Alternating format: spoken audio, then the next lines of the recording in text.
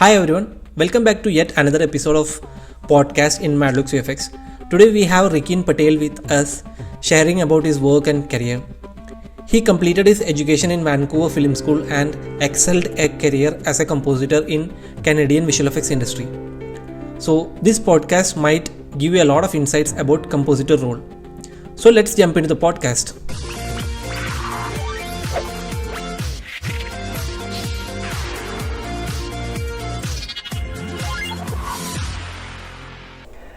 Hi Rikin, how are you?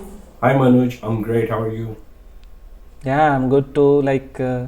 How is the situation in Vancouver? It's there. Yeah, where people are hopefully doing their part and will get out of this very soon.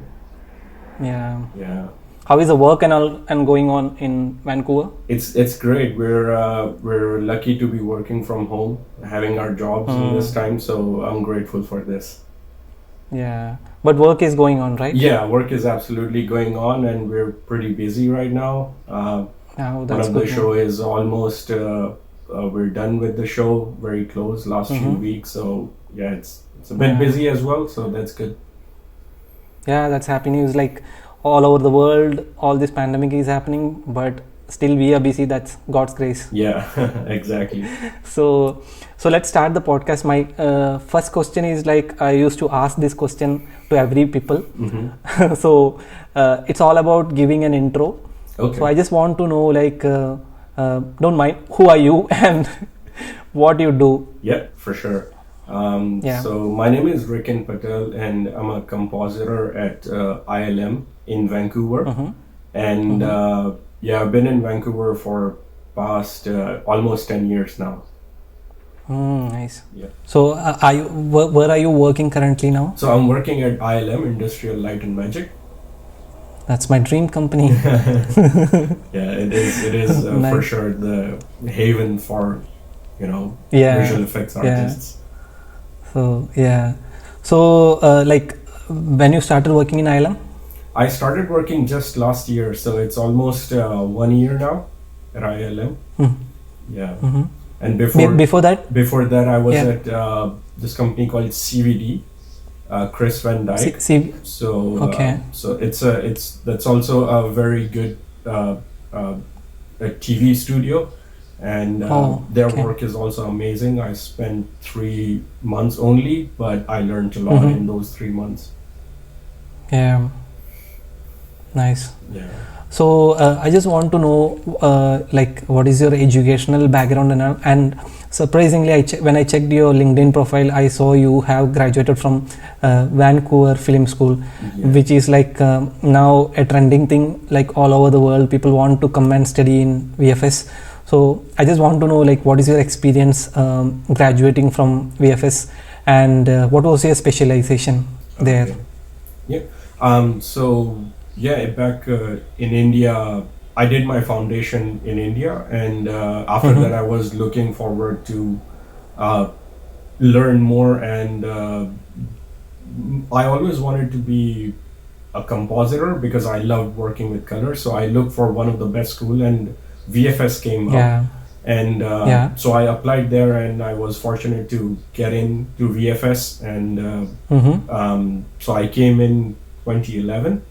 In VFS. 2011, and then so I studied there. It was a 1-month diploma course, which was very intense. They teach 4-year worth of study in just 1 year. So the classes start at 8 and they go, I think, at 9 or 10 in the evening. So wow. Yeah, and then I specialized in compositing at VFS. Oh, that time itself, okay. Yeah. So, what all softwares they will teach in the compositing thing? So, practical class also is there, or?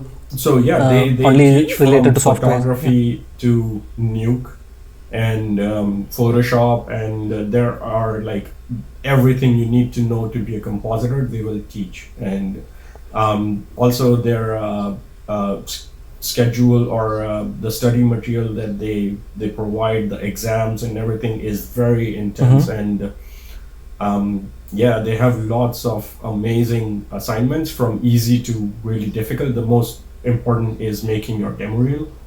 So Yeah. yeah, it's the whole process of from day one at VFS to the last day of graduation. It's a whole process to be a compositor or to be Yeah. an animator as well, or modeler, Yeah. rigger. It's a whole process for them.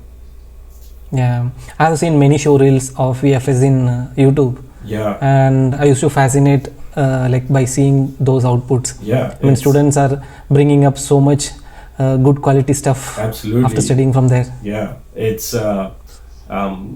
some of the best student show reels come out of VFS for sure. Yeah, so that's awesome. So like nowadays we have this thing like called virtual production and Unreal Engine and all those stuff viral all over the internet. So Yeah. what's your view about this virtual production stuff? And also people are worried like all this automation kind of things, like what is happening in the virtual production, does it like it will kill the compositing jobs and all in future? It might kill these compositing jobs in future. So just want to know what is your view about this thing. So it is right now a pretty new thing. It's a new technology Yeah. for sure. Yeah. And yeah, the idea behind is to shoot in camera, right? That's the foundation of it, right? But then rather than Yeah. shooting on location, they're just putting massive screens in the background, right? So that will Yeah. give you correct depth of field and correct lighting on the characters, and reflections are just perfect. So, and it's very interactive, right? So you can change the lighting in seconds. You can move the models around. You can literally do anything without going anywhere, right? So that's the idea. And it's definitely a cutting edge technology. But I feel like artists should not be worried too much about it. It will definitely take a few jobs, but it will not be, a very big problem, because there are still few limitations, actually a lot of limitations to virtual production, right?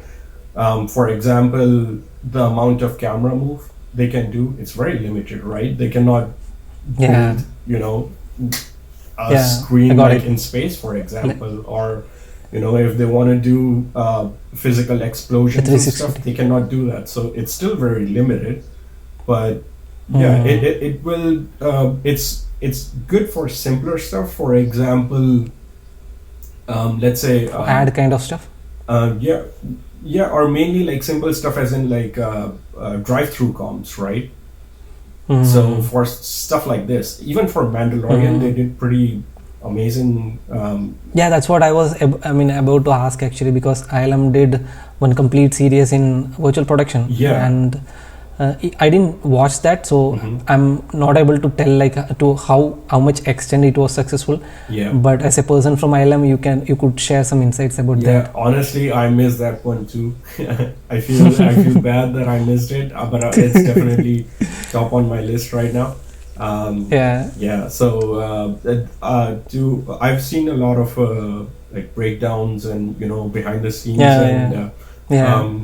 a lot of people from ILM worked on it, including on-set supervisors, and the brain bar itself for the virtual production was from ILM. So it definitely worked. It worked out pretty awesome for Mandalorian. I guess it depends on like what's the story and how much leeway is there to be done in virtual production. But yeah, there was also a lot of stuff like for compositors and for CG artists to be done, right? A lot of work. But they did definitely do a big chunk in virtual production for sure, and they were very the results were very nice and believable. Yeah, one of my attendees in my podcast, he was telling like at least for previous kind of work, this is great turning point. So like is there any virtual production setup currently in Vancouver? As per my knowledge, no. There are I believe there are a few indie virtual production setups, but not on a feature film level, as per my knowledge. There are, I believe, there is in San Francisco, in LA. I believe now they're opening one in Sydney, and of course, I'm assuming Weta would have their own in New Zealand. Yeah. And also I heard in Toronto, Pixomondo has that, like they recently launched. I assume, their new Pixel services would also have it. I heard actually. I'm not sure. Yeah, even in UK, I'm assuming they have their own. Yeah. Yeah. So hearing all this news, like we can assume the impact of virtual production in the movie making. Yeah. It will definitely. It is a new technology, and of course, people want to make use of it and save money as well as make the process of filming easier. Right, but I would definitely suggest to not, artists should not be worried, because there is still a lot of stuff that needs to be done in comp and in CG department. So I definitely say not to worry about it. Cool. So I just want to know, like, as you are a compositor, what all are the basics needs to be made strong for a compositor. So what are the key knowledge a compositor should possess to achieve a good career as a compositor? I'd say to begin with would be, of course, the basic knowledge, the foundation of compositing itself, right? And besides the whole subject of compositing, I feel like artists should have knowledge of a little bit of photography, cinematography, the lighting, physical lighting, as well as color theory is very important, right? And also one more thing personally I do is go on Google, and it doesn't always have to be a compositing shot or a VFX shot. Just play anything that you like and just pause and look at the frame, right? Like, what do you like? Is it the lighting? Is it the composition, like physical composition of the camera? Or, all of these things help a lot to become a good compositor. And always, when you're at work, always ask other artists, your supervisor, lead, or junior, it doesn't matter. Always ask how your shot looks, and also how they achieved their shot, right? Like what they did in their shot, how did they achieve that look? So it's always important to be always asking questions as well. Yeah. So when you get a shot like for a compositing task, what's the first thing will come to your mind? Like what will you start planning? I will start with understanding the sequence. Like when I get a shot, I'll open. Most of the companies has the edit, right? Sequence edit. So I'll always open and see and understand what's the mood behind it, what's happening in it. And understand that what's going on in the scene, right? Because that's the first thing you need to do. That even though you have got your CG is ready to be comp, but sometimes you get a lot more clues from looking at the edit itself, right? Yeah. Ultimately, that's where your shot is going to land. So that's where I begin my work with. And and then the same process of making sure the LUTs are working, and if there is any transformation or retime or anything, and then I apply all of that, and then I get to start with the shot. So is there any important, like what is the importance of Roto paint in compositing? Roto paint is definitely the base of compositing, right?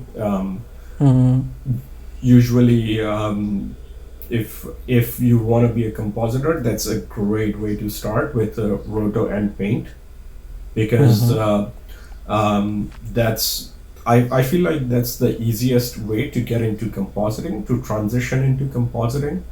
And once you have the knowledge of Roto and Paint, because Roto and Paint itself needs compositing, right?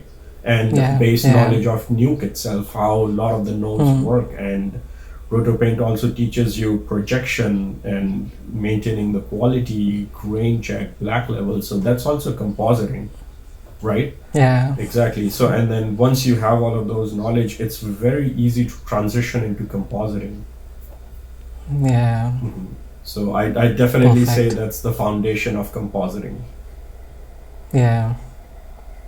Nice. So, I mean, do you have your own tools and gizmos which you created? First of all, I just want to ask, like, is Python that much important for a compositor, or do you have any knowledge of Python? Honestly, I have very basic knowledge of Python, and I actually, what I do is I just go on Google, and if I'm looking for anything that reduces my workload, I just save it in a notepad and then keep it there. So that's what I do. I just go on Google and type in my question. How do I turn off, let's say, all the postage stamps in a script, right? Because sometimes they get super heavy. So there are a lot of Python snippets for those, and I just save it in my computer, and next time I need it, I know exactly where to look. So to begin with, I have very basic knowledge. I can browse my way around and change a few settings, but I cannot write a whole code for Python. So do you have any plan of learning Python in future? Because nowadays everyone is learning Python. And I'm sure it helps for a compositor. So do you have any plan of learning in future? I've tried a few times, but I get carried away with all the my interest is with colors, right?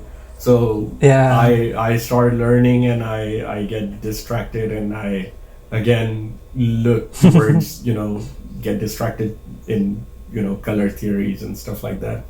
So but that's if someone learns it, it's a great plus point, and you can definitely make some amazing tools using Python or even Blink script. Even that's very powerful. So so if you learn it, it's a great plus for your resume and for your team when you are working in a studio. Cool. One course is there that's like for a beginner, that is like a master course, that is Ben McQuan's Python 101 course. So that is really useful for a beginner to start learning Python for Nuke. Absolutely. So yes, I did see it on LinkedIn, and yes, I did save it in my bookmarks. So hopefully one day I'll get to it and follow along and learn a lot with it. So so definitely you might be using a lot of gizmos or tool sets in Nuke. So do you mind sharing some of the gizmos or tool sets which you works or which you likes? First of all, I honestly don't use a lot of different ones. I rather Frankenstein something of my own, because the reason is a lot of companies don't allow you to keep on uploading and using whatever you want. It's not a lot of people don't allow it. So what I do is at home I find something, and I open it up, understand what's going on, and then apply the same technique. Nice. But then there are still a few gizmos that I can share, and I use it, try to use it or apply the same technique at work. One of that is when it comes to keying or despill, there is one gizmo called despill to color, and despill to color. Yes, and it is very powerful. It is it has saved me a couple of times from nasty despills. So so that's one. Any other tools? The other one I use a lot is transform dissolve. So I recently Sounds learned wonderful. about That's it. new to me. Yeah. Sorry. Yeah, that's new to me. Yeah. So That's new it's to very me. helpful when you have two transforms, and if you don't want to manually key them in between, you can use Mm-hmm. that, and it's a simple dissolve, but between two transforms. So Oh, nice. yeah, and there are a lot of other techniques. That's a good idea. I can share a few techniques, like using an ST map for transformation. So Mm-hmm. that's one more thing I learned, that if you want to do reverse stabilization, or even like some sort of soft projection, soft edge projection, soft edge transformation, you can use ST map, so you will not get blurry edges, or so that kind of problem can be easily solved. Concatenation and all will be like Exactly, I because guess. you're using an ST map. So Yeah, that's nice. For CG, any specific? For CG compositing, any specific gizmos you use? For CG, if you have a lot of AOVs, this node called grade AOV or color correct AOV is super helpful.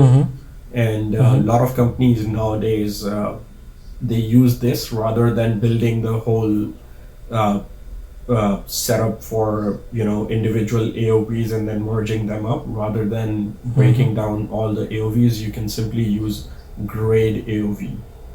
So you would AOV, not have to. Yeah. So it's very simple to handle it. All you do is you plug in and then select your AOV, and then just adjust it, the specific AOV. Yeah. So, like anytime, have you used camera tracker inside Nuke? Yeah. I've sometimes there's not enough time to send the plate to the tracking team, and then for them to track it and then give it to you. Sometimes you just have to do it in comp, right? Yeah. So so for sometimes it doesn't have to be like, I always like to keep my work simple, compositing, and my script simple. So I simply go into try with Mocha first, and that's easy. Exactly. And it's very light on the script. So I always start with Mocha, and if there is a problem with parallax, or if the track is not able to do the job in 2D, then I'll move on to 3D track. But I always try to keep my script light and simple. Mocha is really powerful. Oh yeah, absolutely. Yeah. And nowadays we have that plugin, OFX version for Nuke, so that we don't have to save a separate Mocha file. That's right. Are you aware of that thing? Yeah. So you can just plug it in, and it will. I believe it's a live. Like if you make any changes in your comp, it will update there as well, right? Yeah, that's super useful, powerful. Actually. Yeah. The same thing is there for Silhouette also. Okay. If you want to do a clean plate in Nuke, you can use the OFX version of Silhouette, and you can. We don't have to save the file and all. One time, just like you can use that node inside Nuke, and you can. The footage will be automatically loaded inside Silhouette, and you can just paint anything, and simply save and close it, and that paint will be updated inside Nuke. That's right. That's super useful. Yeah. So cool. So I just want to know some basic informations of which all are the websites or blogs you regularly follows to stay updated about the industry and our workflow and all those things. Yeah. So I usually begin my day with looking at the Foundry forums itself. Right. Yeah, that's a super useful thing. Yeah, I always start my day there, and as well as on Nukepedia, and see what's what are people doing nowadays, like what new nodes are coming, and the forums itself is very helpful because a lot of people ask questions, and then yeah, a lot of people has answers to them, right? And those answers could be helpful to me as well. So I always start there. And also when I am in Nukipedia, the author of the Gizmo or the tutorial itself has their own website. So I always try to go to their website and see if they have any other blogs or tutorials itself. Yeah. So that's also one way. I do the same things. Exactly. But the difference is like weekly one time I will read all these forums at once. But you're doing it daily. That's super useful. Yeah, because nowadays like people are so active, right? They always post new things, right? Like you'd always find new things to learn. Yeah, by reading that we will get a lot of information or knowledge. Absolutely, yeah. And even on LinkedIn, a lot of people, of course, post videos, tutorials, you know, blogs on LinkedIn as new tools and all those things. Exactly, So or, I mean, any other blogs or anything like that to read any article like Art of VFX, FX Guide, anything like I used to follow that as well, and I think these are mostly it for me. But I always if you know I have any queries about any gizmo or you know a technique, I'd always Google and spend like 15 minutes learning about it. So cool. I really appreciate your time for this podcast, and so thanking from my heart for that. And I really wish this podcast is helpful to every one of the people who is watching this podcast. And I'm thanking you wholeheartedly for this time. So thank you so much, Rikin.